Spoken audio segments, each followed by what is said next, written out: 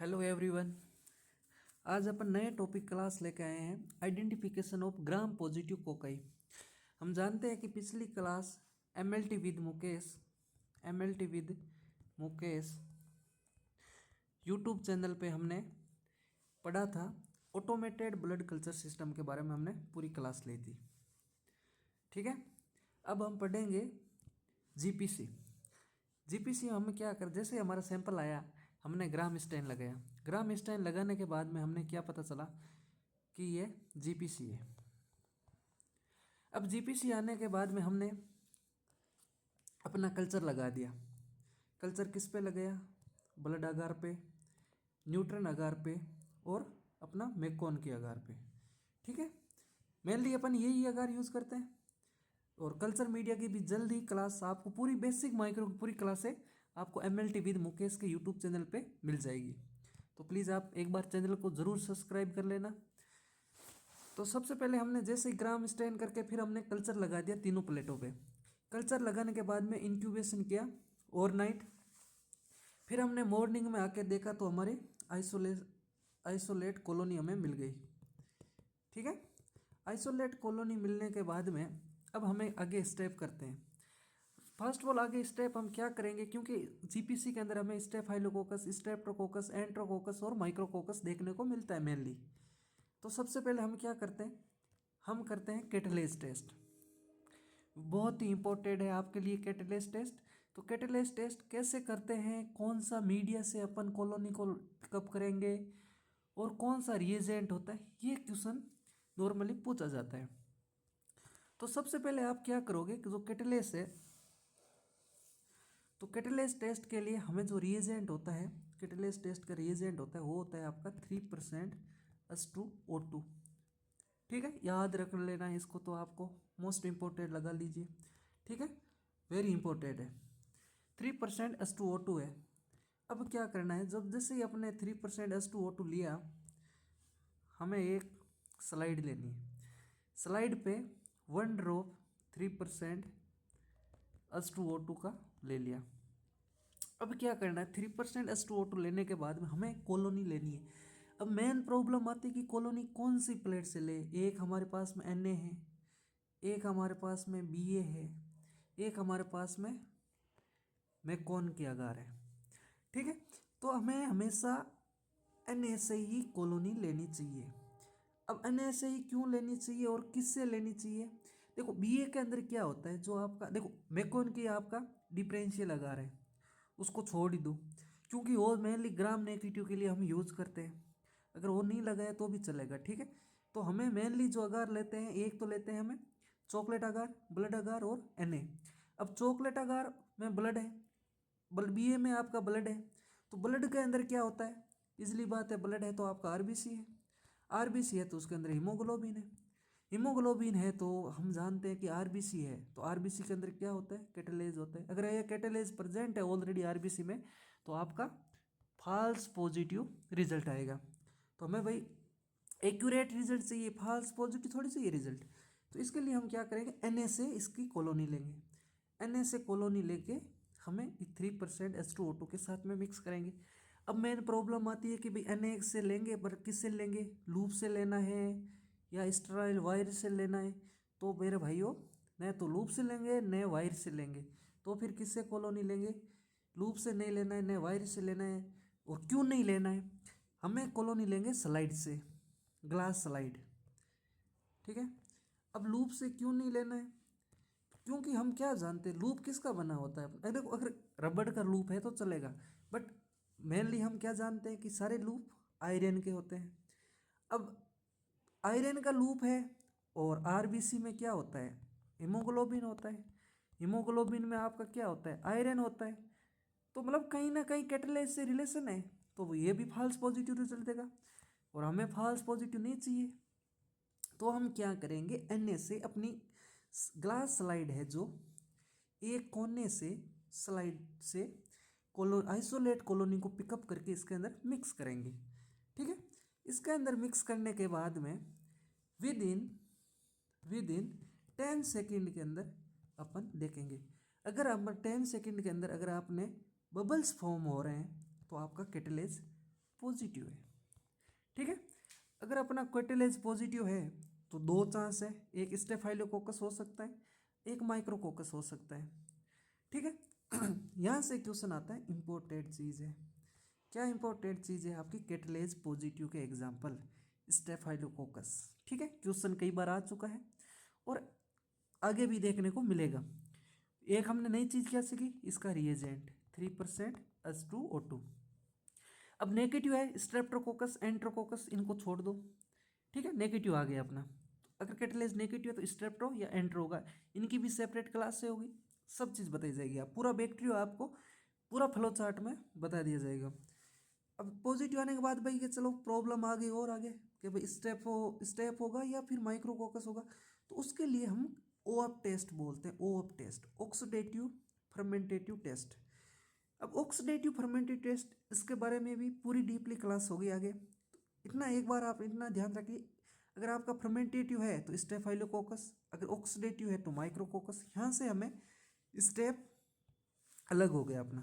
अब जैसे स्टेप अलग हुआ फिर हमें बहुत सारे डाउट आ गए, क्योंकि भाई स्टेप के अंदर क्या कहता है आपका स्टेफाइलोकोकस,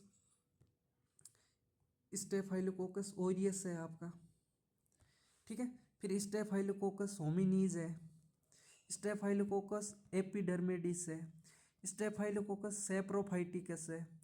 तो आपका कौन सा स्टेफाइलोकोकस हो सकता है, इन सब का जानना जरूरी है। अब क्वेश्चन तो यहीं से घूमेगा आपका। क्वेश्चन कहाँ से घूमता है कि अब कौन सा ऐसा टेस्ट है जो इस स्टेप को, पूरी स्टेप को आपका अलग करेगा। क्वेश्चन यहाँ से घूमेगा। तो इसका एक ईजिली पूरा अच्छा से फ्लो चार्ट है, आप इसका स्क्रीनशॉट ले लीजिए। ठीक है, अब इसमें क्या है, आइडेंटिफिकेशन करेंगे हम स्टेफाइलोकोकस स्पीसीज का। सबसे पहले एक चीज़ हमेशा याद रखना, जो स्टेफाइलोकोकस है आपका, जो आपका ब्लड अगार है उसमें कैसी कॉलोनी देगा आपका, गोल्डन येलो कॉलोनी देता है। ठीक है, इसके सेलेक्टिव मीडिया वो भी सारे आपको बता दिए जाएंगे, एक बार अपने इतनी डीपली नहीं जाएंगे। ठीक है, अब सबसे पहले हमने क्या किया, देखो जीपीसी आया था अपने प्लेट में, हमने कैटेलेज लगाया, कैटेलेज के बारे में अच्छे से पढ़ लिया हमने।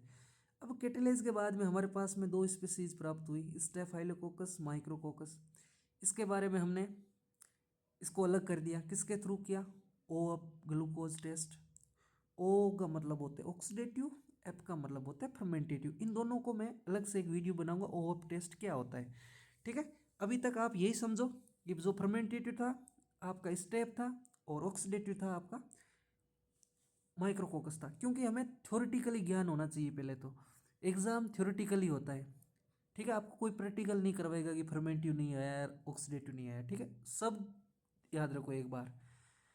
अब क्या है, मेन दिक्कत आई कि भाई स्टेप में तो बहुत सारी, तो इन स्टेप को अलग करने के लिए जो मोस्ट इम्पोर्टेंट टेस्ट है जो हमें याद ही रखना है, वो अपना है कोगुलेज टेस्ट।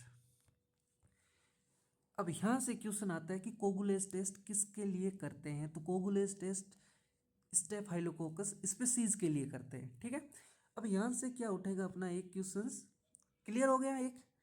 ठीक है, अब क्या होता है कि यहाँ से हमारा क्वेश्चन जो बन गया है कि हमें सबको समझ आ गया कि स्टेफाइलोकोकस है, तो क्या होगा, कोगुलेज टेस्ट करेंगे। अब कोगुलेज जो पॉजिटिव होगा वो अपना क्या होगा, स्टेप ओरियस होगा। ठीक है, और जो कोगुलेज नेगेटिव होगा वो अपना कौन्स आएगा। ठीक है, अब एक बार कौन्स के बारे में मैं बता देता हूँ थोड़ा सा। अब कौन्स क्या है, मेनली देखो आगे अगर आप पढ़ना चाहते हो तो इसमें पीपीटी में बहुत कुछ दे रखा है आपके फ्लो चार्ट में, एस ओरियस इंटरमीडिएस, और फिर आपका आगे आप और मेनिटोल फर्मेंटेशन है, इसको आप अलग कर सकते हो। बट हमें इतना डीपली नहीं जानना है। हमें एग्ज़ाम व्यू के अनुसार देखें तो, एग्ज़ाम के थ्रू देखें तो हमें कम्पिटिटिव एग्ज़ाम हम बहुत सारे पेपर देखे हैं पिछले, तो इतना सीआरई अंदर की तरफ नहीं जाता है। अगर आपका पीजी चंडीगढ़ को भी लेकर जाओ, पीजी चंडीगढ़ कोगुलेज तक जाएगा, अगर कोगुलेज से आगे जाएगा तो आपका कौन तक जाएगा, कौन से आगे वो नहीं जाएगा। तो हमने क्या पढ़ा कि जो स्टेफाइलोकोकस स्पीसीज है, इसको अलग करने के लिए हमने कोगुलेज टेस्ट किया। अब इस कोगुलेज टेस्ट को, जो कोगुलेज पॉजिटिव है वो आपका स्टेप ओरियस है, मोस्ट इम्पोर्टेंट है, वेरी वेरी इम्पोर्टेंट। ठीक है, ये आपका इम्पोर्टेंट, यहीं से आपका क्वेश्चन बन गया एक कि कोगुलेज पॉजिटिव स्टेप ओरियस है। ठीक है, इतना क्लियर होने के बाद में हमें थोड़ा सा जानना है कि कॉन्स क्या है। कॉन्स क्या है? कॉन्स क्या है मेरे भाइयों? तो कॉन्स का मतलब होता है कोगुलेज नेगेटिव स्टेफाइलोकोकस। कोगुलेज नेगेटिव स्टेफाइलोकोकस, वह स्टेफाइलोकोकस स्पीशीज जो अपने कोगुलेज टेस्ट लगाए वो नेगेटिव दिया है। तो अब इसको कैसे करेंगे? तो पहले तो हमें पता होना चाहिए कि कॉन्स होते कौन कौन से हैं। तो कॉन्स मेनली जो अपन पढ़ते हैं वो अपना है, एक है कॉन्स सेप्रोफाइटिकस, एक है कॉन्स एपिडर्मिडिस और एक है कॉन्स हिमोलाइटिकस। मेनली तीन कॉन्स पढ़ते हैं, एक स्टेफाइलोकोकस होमिनीज भी हम पढ़ते हैं। ठीक है, और इनको डिफरेंस करने के लिए हमें एक एंटीबायोटिक टेस्ट लगाते हैं जिसको बोलते हैं डिस्क टेस्ट, जिसमें नोवाबायोसिन अगर आपका रेजिस्टेंस है तो स्टेफाइलोकोकस सेप्रोफाइटिकस होगा, अगर आपका पॉलीमाइक्सिन बी रेजिस्टेंस है तो आपका एपिडर्मिडिस होगा, अगर आपका दोनों सेंसिटिव है तो नोवाबायोसिन और पॉलीमाइसिन बी तो आपका स्टेफाइलोकोकस हिमोलाइटिकस होगा।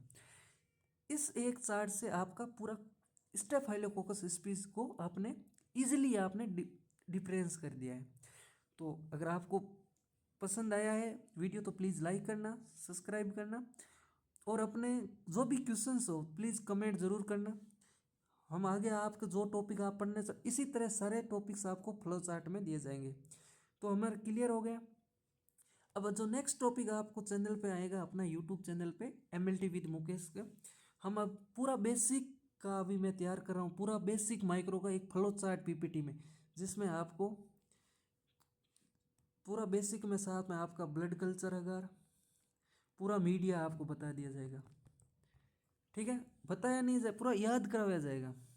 बायोकेमिकल आपके और जितने भी आपके स्ट्रेन हैं, आजकल हम देखते हैं कि क्यों जो भी अपना एग्जामिनर है जो अपन को क्या पूछते हैं, स्लाइड देता है, स्लाइड दे के पूछता है कि इसमें भाई को क्या हो सकता है, कौन सा बैक्टीरिया का स्लाइड है। तो वो सारी स्लाइड पूरी क्लियर स्लाइड हम स्टडी करेंगे। ठीक है, तो फिलहाल के लिए थैंक यू सो मच। और प्लीज़ एक बार इसका स्क्रीनशॉट ले लीजिए या फिर अपने नोट्स में ज़रूर इस फ्लो चार्ट को पढ़िए, आपको GPC कभी भी डाउट नहीं रहेगा, पूरा आपके इजी फ्लो में है। तो इसको आप स्क्रीनशॉट ले लीजिए और अपनी पढ़ाई को स्टार्ट कर दीजिए। Thank you so much.